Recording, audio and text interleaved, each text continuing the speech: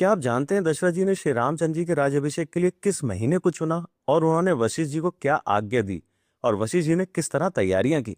दशरथ जी ने रामचंद्र जी को राजनीति की क्या गूढ़ बातें बताई हैं। आइए प्रभु श्री राम के राज्याभिषेक के विषय में वाल्मीकि रामायण के अयोध्या कांड के तीसरे चैप्टर में जो लिखा है उस पर चर्चा करते हैं। दशरथ जी सभा में सभी के सामने कहते हैं कि आप सबके अनुमोदन से मैं अपने पुत्र राम को युवराज बनाने की घोषणा करता हूं। फिर उन्होंने वशिष्ठ जी से कहा कि इसके लिए आप समस्त सामग्री एकत्र करें और चैत्र मास में इस कार्य को संपन्न करें। वशिष्ठ जी ने तुरंत सेवकों को बुलाकर रत्न, स्वर्ण, देव पूजन की भूमि, औषधि, श्वेत पुष्पों की मालाएं, शहद, घी, नए वस्त्र, रथ, हाथी, ध्वज, श्वेत छत्र, सोने के 100 कलश, एक सांड, इस सामग्री को प्रातःकाल अग्निशिला में पहुंचाने को कहा और 1 लाख ब्राह्मणों के लिए भोजन की व्यवस्था और दक्षिणा की व्यवस्था करने को कहा। नगर में समस्त ओर पताकाएं फहराने को कहा और स्वस्ति वचन शुरू करने को कहा।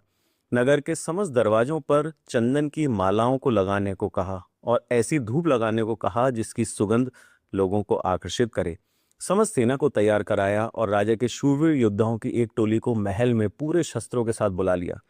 इधर दशरथ जी ने श्री राम को अपनी सभा में बुलाया और उनसे कहा, तुम मेरे प्रिय पुत्र हो, तुमने अपने गुणों से इन समस्त प्रजा को प्रसन्न कर लिया है, इसलिए कल पुष्य नक्षत्र के योग में युवराज का पद ग्रहण करो।